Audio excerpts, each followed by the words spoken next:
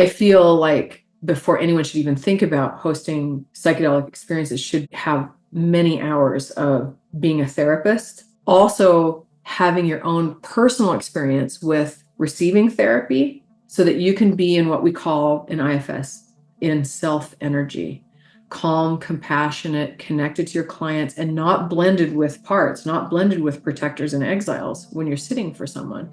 It's very important. And then it's imperative that people have their own psychedelic experience as hosts of psychedelic sessions. You have to know where your clients are going. You have to understand the medicine. It's a collaboration. It's almost like your co-therapist. You need to know what your co-therapist is going to do, what their training is, where they're going to take the client, right? You don't just step into a situation not knowing anything about this person that you're partnering with. So that's really important as well.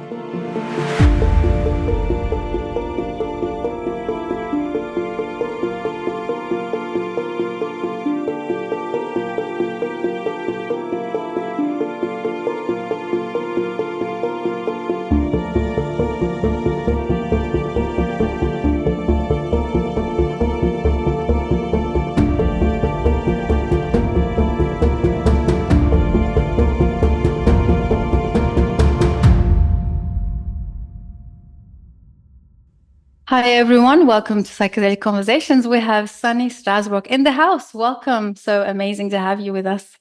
Thank you. I so appreciate being here, Susan. I appreciate it. Of course, I've been looking forward to diving deep into the trauma-informed psychedelic therapy and all-encompassing context around that. And I'm really excited to be able to having this conversation. Also, just a quick context about your background to our listeners in case they haven't met you before and this is their first time seeing you in this conversation. And then we can dive in. Wonderful. Great. So you inspire all people, including therapy clients, mental health clinicians, and other professionals through the exploration of consciousness and self-actualization. You are a licensed psychedelic trauma therapist. Also, you lead workshops with Dr. Schwartz on the internal family systems, and also Dr. Basil Vanderkolk on somatic and trauma work. Also, you are the author of the Theradelic Approach, Psychedelic Therapy, Perspective, Preparation, and Practice, which I'm really interested in to sort of hear about how did it come to inception and your mission, your intention to bring this book to people, especially in this era that we are now, which is called psychedelic renaissance. So please share with us your passion and your interest and what's the mission? Thank you so much. It's a lovely introduction. I appreciate that. Let's talk about your book, first of all. Okay. For our listeners, and also we'll have your full bio and the links and everything that they can discover your work, your retreats, of course, we will talk about those as well. But for now, please tell us what are you sharing in the book and key highlights and some of your passionate subjects in that book. Absolutely. I happen to have a copy. So here's the book, The Theradelic Approach. The intended audience is really psychedelic therapists or therapists who are interested in becoming psychedelic-assisted psychotherapists. But I think anybody will appreciate the book who is interested in psychedelic therapy. I've been a trainer in psychedelics for several years now. I've been a trauma therapist for decades and then early adopted psychedelics into my practice. A long time ago, decades ago, I started going to Latin America and doing plant medicine ceremonies and was really inspired by that. And I knew how powerful they were. I knew that it was a powerful approach to add to therapy.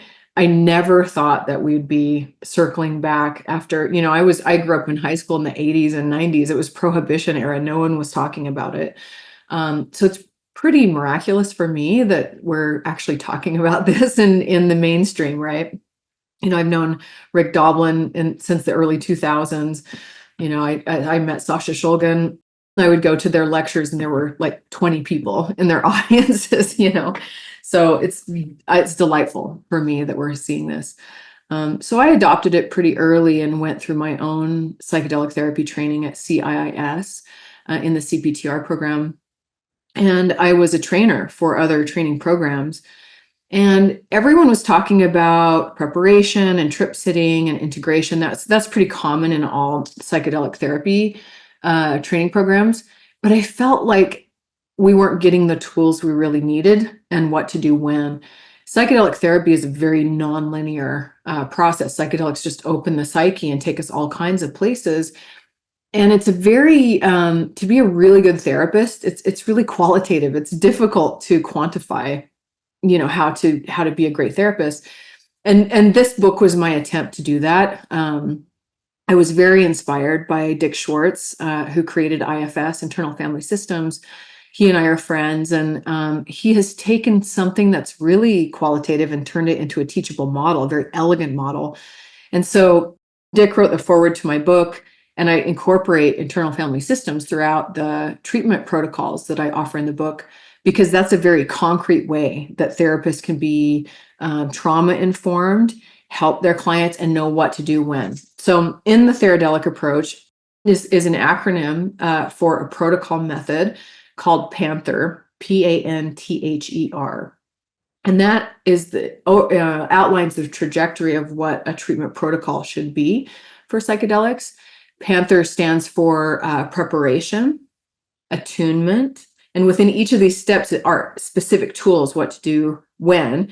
Internal family systems, I incorporate EMDR, which is another well-studied trauma model.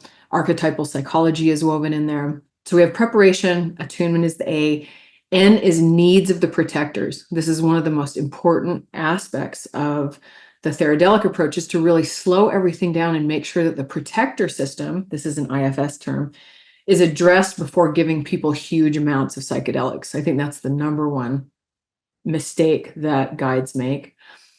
T is trauma mapping, so specific techniques about how to map trauma. H is holding space. How do you hold space during a session, a medicine session? E is empathy and engagement. How can we as guides stay open, stay supportive, stay curious? And then R is resolution and integration. So the PANTHER method is the overarching protocol that we use in the Theradelic approach for trauma treatment and psychedelics. That's to give you a little taste, and we can dive in more about what that means. Yes, absolutely. Thank you so much for sharing that. It's very insightful. And I heard one of your talks, how you incorporate EMDR, or actually utilize EMDR for ketamine-assisted treatment or sessions. I was really interested in that because EMDR has been pretty much, it's been around for a long time. And the first time I heard it from Dr. Basil van der Kolk, he was very passionate in early days of somatic healing, trauma healing processes. And I was wondering, was that like an intuitive guided thing that or is it because you were trained and you saw that this was very beneficial? How did you come into preparing it as a preparation for ketamine treatment? That was actually the first thing that I incorporated into ketamine. And I think that I was the first person that was using cyclitic dose, low dose ketamine with EMDR and having really spectacular results with my clients. Something that happened for me early on when I was being trained in ketamine was I started reading all the research on ketamine and how it works in the brain with functional MRI scans. And I saw, because I had read so much research in EMDR and what happens to the brain after when trauma is remembered, and then after 8 sessions of EMDR and then rescanning the brain lights up in a completely different way. And I saw that there were parallels between EMDR and ketamine and how they work. I actually offer a chart when I train people in EMDR and ketamine, this little chart that I created based on all the research that I looked at and how parallel EMDR and ketamine is, and how it directly opposes the sections of the brain that are activated and deactivated with trauma are exactly opposite with ketamine and EMDR. So I felt intuitively, wow, if we combine these two together, I bet you could potentiate the effects. And that anecdotally is exactly what happened. My clients were leaving sessions and saying, wow, that's like 10 EMDR sessions in one day. I feel completely different. So what I really understand now, I mean, at the time, this was just intuitive and it was working. But what I understand now is some of the research by Gould Dolan, phenomenal research, She has looked at critical learning windows with psychedelics and how psychedelics, with the massive release of BDNF, brain-derived neurotrophic factor, there are all these new neuronal connections that are happening. And if you can really leverage that time when the brain is open and malleable with techniques like EMDR and internal family systems, you can really create enduring change in the brain. So that was really exciting for me to see that research after, I had been doing it for a while and understanding, there's something to back this up. Yeah, this is wonderful. I'm so glad you talked about Gul. I'm a huge fan of Gul, by the way. Isn't she amazing? It is incredible. Like the dedication to bring such a clarity to the neuroscience of psychedelic work is incredible. This is so interesting because you are so what I see is, or how I feel about the EMDR, it's coming back to Dr. Basil's words. You worked with him, and I'm really interested to also, maybe you can tell us a little bit about what's it like to work with him, alongside with him, and sort of lead these sessions or workshops. What I was wondering is that, so EMDR is, I see it as a tool that can bring about the somatic releases of the trauma. And then you also have the education and the expertise with the IFS, which is kind of more like a talking therapy, right? It's just kind of bringing the awareness and the cognitive understanding of these parts and psychological defenses and adaptations and so on. Have you ever created a workshop, or do you work, because I know you bring a lot of tools together. For example, how would that look like together, combined, to work with an individual? Yeah, I use that all the time, IFS and EMDR. And I would disagree a little bit in something they said. I don't really see IFS as a talk therapy. IFS and EMDR are very, very similar in how they work in the brain. And I actually think that they are so compatible with psychedelics because they're very internal focused, and it's not so much about telling the stories. This is why I don't think cognitive behavioral therapy works well with psychedelics at all. You're not doing this internal reflection. And both EMDR and IFS have this presupposition that the psyche will move toward healing when given the opportunity. In EMDR, we have this thing called the adaptive integration process, which is that if you remove the obstacles for healing, the brain will remetabolize trauma and reprocess this trauma and organize it in a way that is no longer traumatizing to the person. And IFS very much has a parallel experience where we're going back to exiles that are trapped in the past and bringing them up to date. When you think about trauma, and I was so inspired by Bessel to learn EMDR over a decade ago. And then it was so fun later to work with him and teach therapists together ketamine-assisted therapy. And talking to him about EMDR and how to weave it in. And that was really helpful when I was first developing these protocols. It's a very interesting process because the psychedelic therapy also leverages being able to go back in the past and bring these parts into the present moment. Bessel talks about trauma in The Body Keeps a Score, in that it's something that happened in the past that you still feel is happening right now. And if you look at scans of the brain, a trauma that's happening in the current moment will light up the brain in a very predictable way. The frontal lobes will be deactivated. The Broca's area, language area of the brain will be deactivated. The amygdala, the fear center of the brain, is lit up. The paralimbic and limbic systems are lit up, okay? If that trauma happened 20 years ago and you recall that trauma and you haven't processed it at all, your brain will light up exactly the same way as if it's happening right now. If you go back and get those parts from the past and bring them into the present moment effectively, if you do psychedelic therapy and you go back and see those old memories and you update yourself, if you do EMDR and update yourself, all of those processes are ways of letting the brain know that trauma isn't happening right now. That's in the past. And as clinicians, we listen for this. We listen for our clients saying things like that. That was then, this is now, past tense. The trauma is past tense, not happening right now.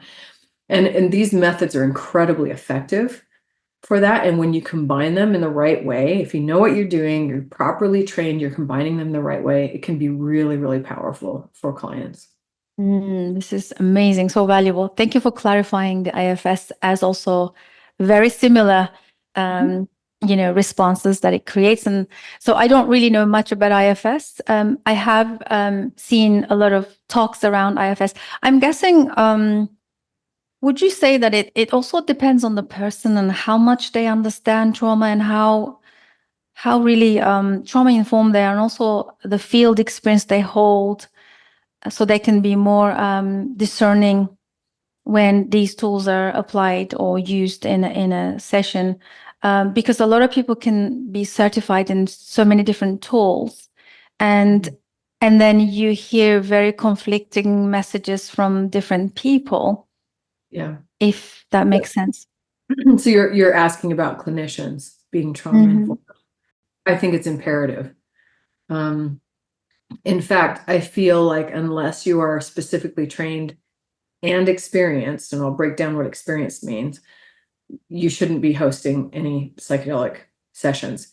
We cannot control where our clients go. At least once a month, I'll have a client that has forgotten trauma percolate up into the conscious mind during a psychedelic experience. That's because, in using IFS terms, psychedelics pretty reliably soften the protector system that we have. So all of our, you might call them defense mechanisms or an IFS protectors, they kind of go to sleep with higher dose psychedelic sessions. And our exiled, our more vulnerable parts of the psyche are then available to us, right? And so things that we've buried, that we've locked away from our conscious minds, can come forward. And if you don't know what you're doing as a host, you can really cause damage. Not only can you perpetuate the trauma, like not be helpful at all, but you can also re-traumatize people. And I see it quite often, sadly, with people who have gone to practitioners that don't have proper training and feel like all of this trauma was exposed and have no way to digest it or do, what to do with it. So it's imperative in my mind that people know what they're doing and that they're actually trained. So let's talk about experience for a moment. I feel like before anyone should even think about hosting psychedelic experiences, should have many hours of being a therapist under their belt before, because you learn a lot by experience, right? Like Malcolm Gladwell talks about the 10,000 hours, to be an expert in something. So I think that's important. Also, having your own personal experience with receiving therapy so that you can be in what we call in IFS, in self energy, calm, compassionate, connected to your clients, and not blended with parts, not blended with protectors and exiles when you're sitting for someone. It's very important. And then it's imperative that people have their own psychedelic experience as hosts of psychedelic sessions. You have to know where your clients are going.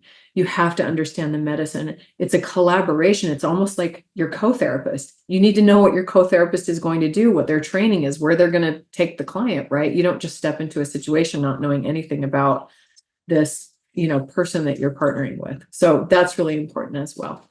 Yeah, this is so valuable. Could you please define the trauma-informed approach? I think that's also very much widely spoken about, but there's again lots of different ways people talk about it. Yeah. So in my in my knowing, I think internal family systems, EMDR, and somatic processing are superior methods for helping people with trauma. So being officially trained in those methodologies is essential. With EMDR, it's weekend 1 and 2 at a minimum being trained, and you have to be a licensed therapist in order to get trained in EMDR. With IFS, that's at least level 1 of IFS. And then with somatic processing, I'm not specifically trained in somatic. Both IFS and EMDR use somatic processing, but official training in somatic methods is also important. Yeah, great. Yeah, totally. So yeah, I sometimes come across your content, which is very valuable, by the way. I think our listeners will really appreciate, because the podcast, the platform here is to serve people to be informed so they can find amazing facilitators that are really out there doing it from a trauma-informed perspective, but also from a experienced place. And I would like to ask your observations around what is going on at the moment, because right now it is wild, wild west out there, and a lot of, conversations around people being re-traumatized or suffering in the hands of facilitators are not really qualified. True. I want to add something to what I'm saying. I'm listening to this really amazing book right now called Hospicing Modernity. I don't know if you're familiar with the book, but it's spectacular. And she's talking about kind of this merit-based knowledge or education versus depth education, right? And I want to add this into the conversation because I don't want to eliminate very amazing indigenous healers that have been doing these medicines for generations and thousands of years of their own science-based practices, right? That isn't necessarily Western based, but it's very, very valid because they've been practicing it for generations. So I want to add that in. I don't think being a clinical therapist is the only path to getting there, right? I have sat with beautiful curanderas who know how to work with trauma because they have been immersed in the ayahuasca world for generations, okay? So I think that's important to add into the conversation. That being said, you don't go to Peru and do ayahuasca as a Northern American and come back and claim that you're a shaman and start selling ayahuasca journeys in the suburbs of Wisconsin or whatever. That's not a trauma-informed approach. And, I have therapists all the time, like people that are still in school to become a licensed therapist that say, I want to be a psychedelic therapist. And I say, hold on, let's get some experience first before we rush right into this, right? There's such a focus in our culture in North America on pills and molecules. And I think that's really a mistake. We need to pull the lens back and realize that the journey, when you're going on a journey, begins when you start to think about going on the journey, when you start doing your preparation before any molecule is ingested. And if you think about it that way, in this holistic way, it takes this rock star status out of the molecule and being able to dole out molecules to people and really looks at this holistic approach of what's happening with us as practitioners when we come into the space. What work have we done? What's the space like? What's the set and setting? What work have we done with our clients on the front end to prepare them for these medicines? What's that journey, in preparation? And so I think we really, this is such a hard question to answer because we're always faced with this thing of needing to scale these medicines and get them out to people, which I understand. We have a mental health crisis, but we also have a very fast food, massive consumption culture that's all about quick fixes. And this is not a quick fix. This is not a quick fix. You don't get trained in a weekend and start serving psychedelics. You don't take mushrooms once and you're healed from your trauma. We really need to change the narrative around this and really focus on relationships, right? It's about the relationship. It's about the depth and quality of the interaction. And it's a process. It's not a noun, it's a verb. It's not a one-time thing. It's a whole process, right? Yeah, so valuable. Thank you for sharing that. From here, can we sort of go into what does it look like for you to hold spaces, especially your retreats? If you could talk to us about your retreats and your offerings and who's it for? And I know you said that they are for people who are looking to be facilitators, clinicians, therapists. Do you also work with ordinary people who just wants to heal their trauma? Yeah. Well, there's such a crossover, right? I work with people that are in incredible leadership positions and psychiatrists and psychologists, and they also need to heal their trauma, right? So it's all a milieu of all of these things.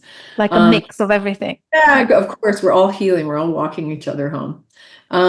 Yeah, so, I have a lot of different things that I offer. I offer trainings. So I do online trainings. I do in-person trainings, training clinicians to become psychedelic therapists. And then I also host retreats. So some of the retreats that I host are with Dr. Dick Schwartz. And we have one that's coming up this next year that's, focused on leadership. Something that we have a lot of overlap with, Dick and I, is this idea that there are a lot of people in influential positions that are in leadership positions that are leading from their protectors and exiles, not very healthy place. And, if you look around at our political climate, it's pretty easy to see that many people that have a lot of power are operating from terrified exiles or inflated protectors, right? And so something that we're really passionate about is getting out to people that are in positions of leadership in business, in entertainment media, in psychology fields, and helping them unburden the traumas so that the influence and the impacts that they make are from what we call in IFS self energy, calm, compassionate, connected self energy. So that's something that I'm really, really passionate about. And that has created a lot of different retreats that I've offered over the past few years and will continue to offer for people that are in various leadership positions. I also host retreats, bespoke retreats for people who hire me to come, for their, help with their family or working through family trauma. I'm also a family therapist trained in Gottman couples method. So I integrate that. I have people coming to me in Salt Lake City and doing retreats in Salt Lake for them, one person, couple groups. And then I have retreats that I host in Costa Rica that are, like you said, the average person, and, people can come to those and we do medicine work there. And something that I really love about my retreats, I was talking in the last section about this holistic approach, and I really focus on that. I have brought David Starfire, who's a music composer. He comes and he plays live music while at the retreats, and he does the DJing live for what's happening in the room and in the group. I bring live musicians in. I always have art be a component of my retreats. In the retreat in Costa Rica, we bring canvases. We buy canvases and put them up on a wall where they're all together in a huge grid. And our entire cohort of 20, 25 people all paint together on this beautiful canvas. And we make a giant painting together, a collaborative painting. And then at the end of the retreat, each person takes one of those sections of painting home as a reference for our community experience. I feel like dancing, singing, art, these are the most important. Like when you're deep in a psychedelic experience, money doesn't even matter. That's not even relevant. It's art, music, compassion, singing. This is like the most, wonderful things to have in the psychedelic space. And so weaving that into the retreat feels, I really love creating a group container of connection and belonging. And it's such an antithesis to this isolating culture that we're in right now. And that's really what I'm passionate about. And the medicines just happen to be one component of that whole healing modality. I love that. I love that. That drawing a canvas together is a beautiful project. It's almost like taking a piece home from the bigger experience that everybody experiences. I can see an art piece behind you. Is that your art? Yes, my husband and I painted that together. I love that. I was reading in your bio that you also do a lot of art, and it was kind of shown through the MAPS yearly bulletin in 2019. Is there a lot of pieces that you have? Yeah, I was originally trained as a painter, and so that was always my focus. And then I went to Pacifica Graduate Institute for my graduate degree, which is a Jungian archetypal school. And I was fully intending to be an art therapist when I began, and then life kind of took me elsewhere. But I try to incorporate art as much as possible because these are these young, playful parts of us that often get tucked away early on in life, Yeah. Great, giving a space for them to show up. I love the holistic approach. I'm so glad, this, behind all the tools and very powerful processes that you can offer, at the end of the day, we need to meet each other on a human level, right? And that's the holistic piece, that you can create containers for people to feel safe. And would you say that regardless of the intention, what we're doing with these medicines, ultimately it's all about the relational healing and community and connection? Absolutely. You know, I think it's so weird when we think about going into a therapist's office and taking a psychedelic with a therapist, or, you know, some people are having ketamine lozenges at home and just doing it by themselves.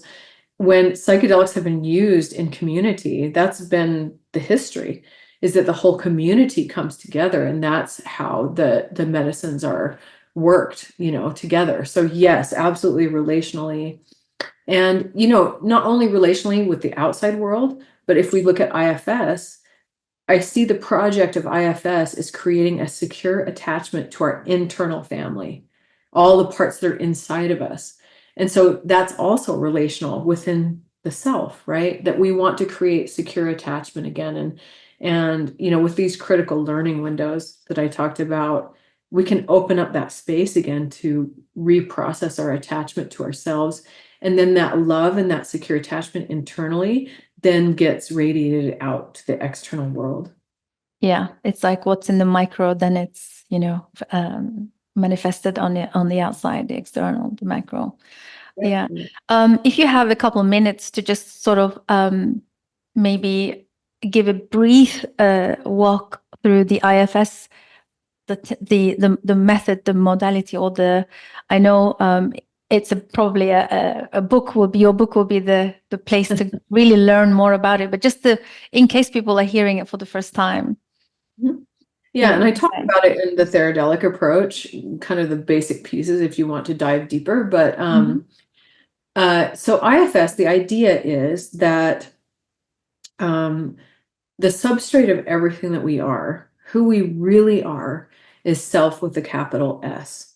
So this part, that it's not even a part of us, it's just who we are. It has no agenda whatsoever. It's absolutely benevolent and calm. It has infinite compassion, connection to everything, confidence, right? So we talk about self-energy with the 8 C's, which are all these C words: confidence, connection, courage. What does that sound like? It's exactly like when we have really deep psychedelic experiences, when we have deep meditation experiences, right? We access self-energy very reliably, right? So that's the substrate of the psyche. And then as soon as we're born, we start to develop parts. And sometimes we can come into this world with parts like generational traumas, things like that. So the parts break down into a few different categories. One of the main categories are protectors. And protectors can be managers. Managers just try to keep the show on the road. They want to keep things organized and going and don't want anything to be disruptive. So these parts of us tend to be like inner critics, striving really hard. Like a lot of the leaders I work with are like workaholics. Those are kind of manager parts. And if they have connection to self, they're self-led and they have compassion and connection, but sometimes they can get disconnected from self and get kind of extreme, right? So they start to be really critical, or they start to be, workaholics. At the most extreme part of the manager spectrum are what's called firefighters. Firefighters are very extreme protector parts that, instead of wanting to keep things going normally, they just want to get us out of the situation that's painful.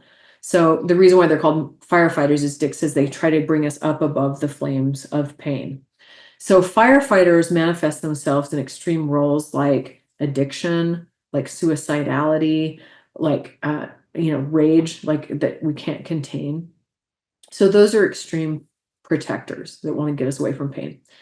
And then behind the management system are more vulnerable parts of the psyche. All the managers and firefighters, protectors, protect something. And what they protect are these very vulnerable young parts that carry trauma. So these tend to be young. They're very terrified, scared, ashamed. Shame is a very common burden that the exiles carry. And so our goal in working with all of these parts is to help them have more access to self-energy. So we take them through a process of the 6 F's and the healing steps, which is very technical series of steps you have to learn to be able to do, but it feels very intuitive to go in and access these parts and help unburden them so that they can be then connected to self and have secure attachment to self again. And it's an amazingly effective technique.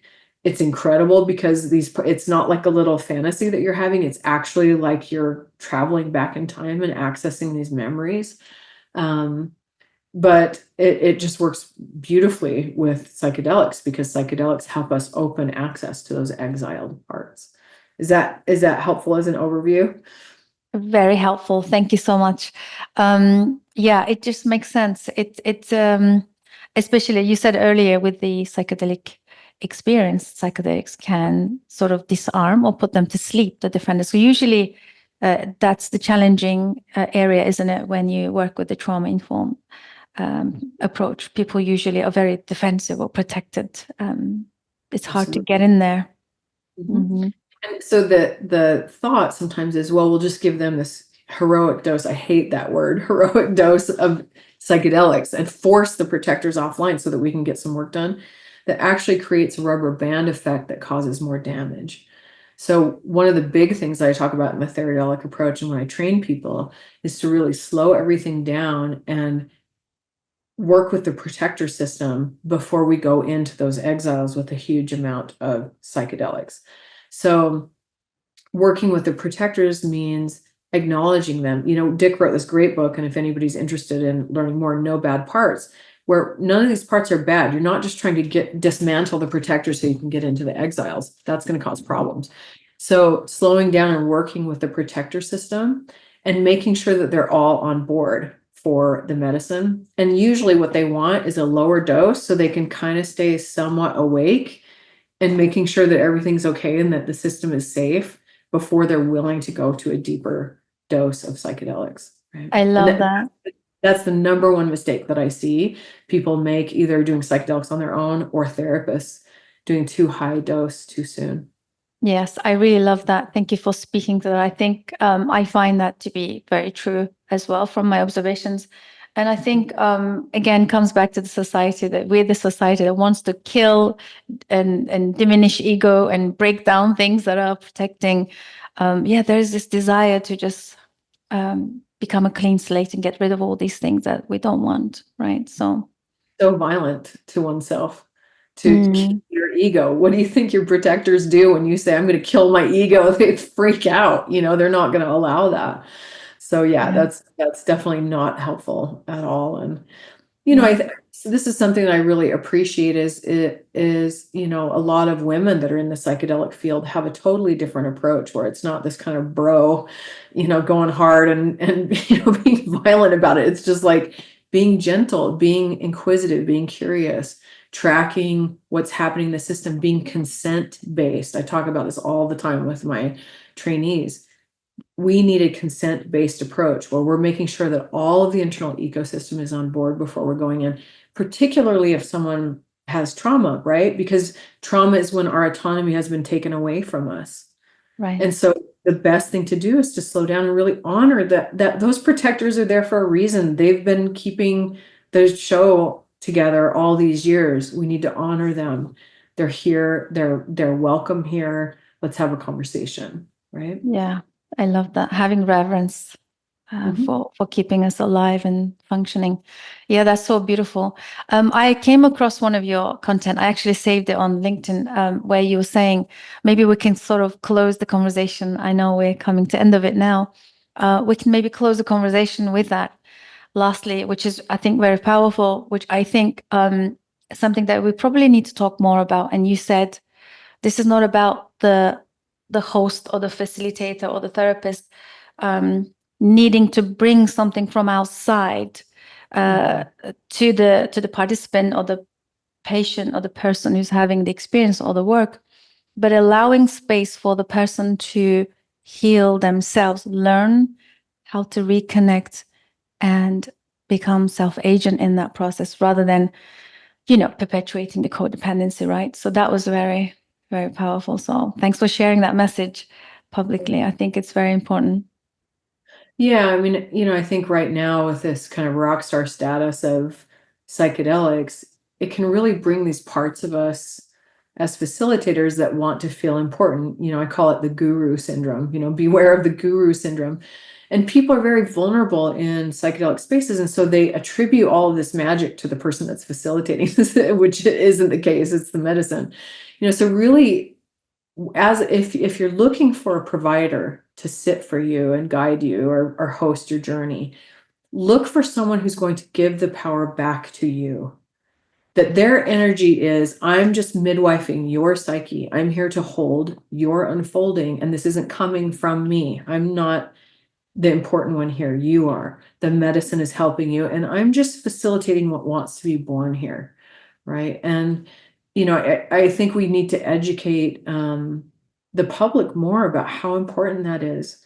People are so used to giving their power away to doctors, to, experts in the field, and no, you're the expert of your own psyche. Have someone there who's trained and informed so that they know how to keep the guardrails on, right? You want to make sure that they're ethical, well-trained, so that they know how to keep things contained in a safe way, but it's all you and your own unfolding, and that you leave every engagement with your therapist feeling empowered, feeling more aware of yourself and more empowered. That's so, so important, really essential. Thank you so much for speaking to that. Really appreciate that. Great. So lastly, what is the mission and the projects that you have currently? What are you working on? If there's anything exciting cooking, if you could let us know. Yeah, of course, my trainings and the retreats, something that I'm really, really passionate about. I'm doing some projects, a pilot mental health project for a group who works on the polycrisis, so ethics in AI, climate change initiatives. So this group is a really active group in this. They're called the Civilization Research Institute, and I'm helping support them in their mental health because they are amazing people that are doing big work. And so I'm really, these days, I'm really interested in supporting people that are activists in the world and helping regulate their nervous system. So I'm going from this leader, I'm still working with leaders, but I'm really interested in leaders who are ushering in the new era. I think all of us feel like we're kind of in this almost like a Kali era of something's ending and something new wants to be born. And I think it's really important that I'm here in service to helping those who are ushering in what's to come. And I feel very honored to be supporting people who are doing really important work this way. Beautiful. And for our listeners, I know we'll have your details and links in the show notes. Where can they find you? The quickest way to get in touch with you? The quickest way is to go to sunnystrasburg.com. There are several different forms you can fill out if you want to come to retreats or have consultation or upcoming trainings. So you can find me there. You can see everything that I'm up to on sunnystrasburg.com or on social media, Instagram. I'm pretty active on Instagram and LinkedIn. Great. Yeah, LinkedIn is always, I love LinkedIn. I think LinkedIn is really beautiful, especially for the psychedelic conversations, because sometimes Instagram and Facebook can flag you or, restrict some of our conversations. So beautiful. Absolutely. Thank you so much for your time. Honestly, there were so many things I would like to dive in and hope to probably bring you back for follow-up conversations if you're open to it. Would love to follow your projects. Thank you, Susan. It was really delightful. I appreciate you. Amazing. Thank you. Appreciate you too. Thank you, everybody, for joining us. Hope you guys enjoyed this conversation. Please do get in touch with Sunny or myself. Drop a comment. Don't be shy. And I'll see you guys on the next one. Bye for now.